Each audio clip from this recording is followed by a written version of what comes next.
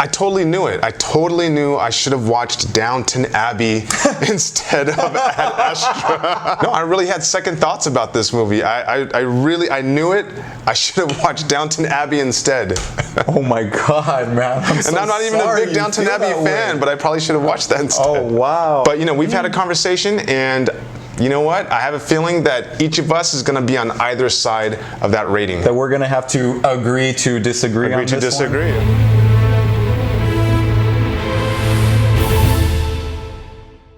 Ad Astra is directed by James Gray, who also directed The Lost City of Z, a movie that I happen to enjoy. And this time around, he brings on board Brad Pitt, Tommy Lee Jones, Donald Sutherland, and Liv Tyler. Our solar system is threatened in Ad Astra because of this energy surge that has erupted, and apparently signals dictate that it's coming from Neptune. And so our main character, played by Brad Pitt, an astronaut named Roy McBride, is called in to investigate this surge because his father, Mr. McBride, played by Tommy Lee Jones, the one and only, yes, might be involved in this situation, and this is where the mystery lies. I had conflicted feelings about this movie, but overall, I enjoyed it. I really did. You know, compared to other space movies that have come out recently, like The Martian, for example, I like The Martian better because it had more humor and because it was more focused on its story. Okay. But I enjoyed this movie. What about you? Well, I can't decide whether I like The First Man or this movie worse. I can't tell. I'm like, which one bored me the most? This movie is a slow burn. It is beautifully done, you know, techniques-wise, right? Technique-wise, the cinematography is really captivating. I mean, as you go through space, and it's a slow burn, and sometimes that works for movies. I just kind of felt like they were going for a character journey, and I just felt like they didn't develop the characters or the relationships well enough to really hit the mark that they were aiming for. Well, I mean, there aren't that many characters in the movie. I feel like for the, I mean, who are the important characters? Brad Pitt? Brad Pitt and Tommy Lee Jones. That's it. I mean, I think that their characters were fairly well developed through flashbacks, and you also got some of not just their story, but their love interests as well thrown in there a little bit. Really, the movie is about isolation. Right. And I feel like that was captured well in the film. For me, it was more about them using the techniques very well to create a sense of isolation and solitude. Isolation.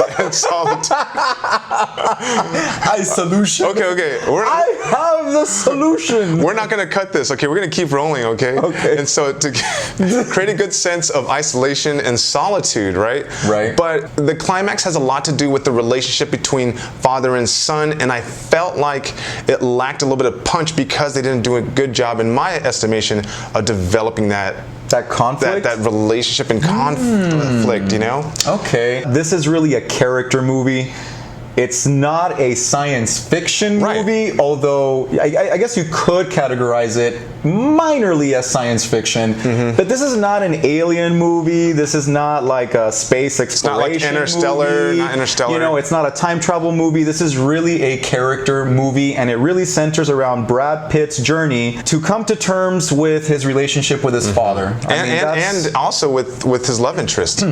Yes. Right. Well, because that's affected by the fact that he hasn't been able to cope with, you know, his father issues. And exactly. And so you see them using space as kind of a backdrop for this character journey, like you said, that they're trying to push forward in the messages and themes that they're trying to push forward in this movie. I kind of appreciated the fact that it wasn't focused on special effects so much. And I kind of appreciated that they used the effects just for what was necessary to propel his journey forward. It was kind of cool seeing like a future kind of like settlement on the moon and on Mars, which seems kind of like tangible in a way. I just appreciated that the movie took place in the near future and that everything seemed kind of believable. Right, it's plausible. Right. And plausible, yeah. I appreciated the lack of sound. Right. Yeah. And that's something that I had written down on my notes too, was that I like how they created sound in a vacuum. It kind of had that underwater kind of sense to it. Yes, like you were in a void. Yes, but there's still kind of sound there. And so that was masterfully done. I found that immersive. Like I found myself immersed in that experience, and I did appreciate Brad Pitt's voice-over narration in this movie at the beginning. I found it very haunting. and this feeling of like forlorn, which added to that isolation feeling for me. Yeah, you know, I liked that they had narration in the movie because it helped fill out some gaps, it helped fill out some characterization, but the style to me sounded like he was reading out of a memoir or out of a book, and so that kind of took me out of it just a little bit. I kind of didn't like the style, yeah. And so going back to the moon scene, that was one of the moments in the movie where I felt like they tried to switch up the pace, and to me it felt very incongruent with the pacing and the tone of the movie. They kind of just sprinkle some aspects in there of the plot without a lot of development, and it felt a little disjointed for me. I guess for me in the end, I just didn't care about that stuff so much. It was more about the character journey. It was more about the character journey and just the feeling that the movie kind of provoked, I would say. I don't know. It was more about the feeling, the journey. Like we said, I mean, it wasn't so much a sci-fi movie and about space as it was using the space as a way to show you the lengths that people will go to, right, to attain their goals and to follow their passions and the mission at all costs. It's very parallel between Tommy Lee Jones and Brad Pitt. Yes, and ultimately that's what the movie is about. It's about how much you can let your pride get the best of you and your ambitions get the best of you. I thought that Brad Pitt's performance was stellar, and Tommy Lee Jones, you cannot beat him, and in their scenes together they are masterful in my opinion. Yeah, and so that I'll agree with you on. They did an excellent job acting with the relatively small dialogue I thought that they had. Very little dialogue, yeah. But very subtle Brad Pitt's performance, I thought. Speaking of subtle, I really liked it. I kind of felt I think that you did not. Well, no, I liked his performance. He did a great job with facial expressions and everything, you know. Yeah. But I kind of feel like they didn't necessarily need Brad Pitt. You could have just injected someone else in that role to play a morose, kind of closed-off astronaut. Really, they could have had. I could have done it. You ready? Watch. In fact, I'll do it. No, you couldn't have. You ready? Okay, all right. No, you couldn't have. Okay. You couldn't have done those subtle. Look. I'm gonna do it right now. Oh yeah? Okay, ready? All right. Do it. Let me see those tears. My BPM is 57. I slept well last night, had no bad dreams. My only regret in the last 24 hours is not having watched Downton Abbey instead of this movie. When the movie was over, there was a woman who walked out with her family and she said, that movie was a piece of shit. And I tell you what, I didn't quite agree with her that it was that bad.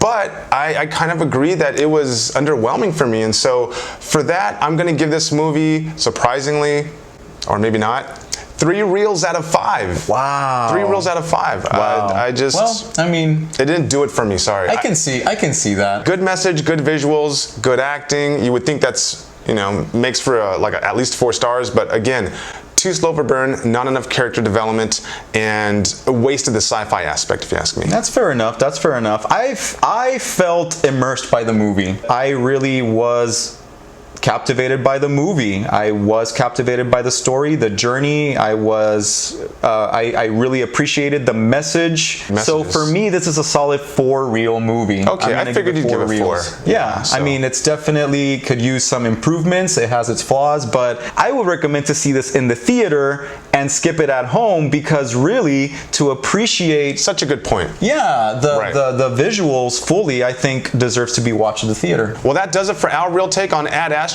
Like we always ask, leave a comment down below. Let us know what you think about either the movie or the review, and we'll pick a random person to receive one of our gift items, which in this case is going to be a movie DVD. That's right. Let's not forget about the Alamo Draft House. If you have one in your town, best place to watch movies. And don't forget to look us up on social media. We're on Facebook at Real Screeners and Instagram real.screeners. And don't forget to hit that subscribe button if you enjoy our reviews, and tune in next time for some more real takes on movies. Mr. McBride, what's his name? Tommy Lee Jones. I don't know what his first name is. Because there might be ties to his father, played by Time Warner Cable.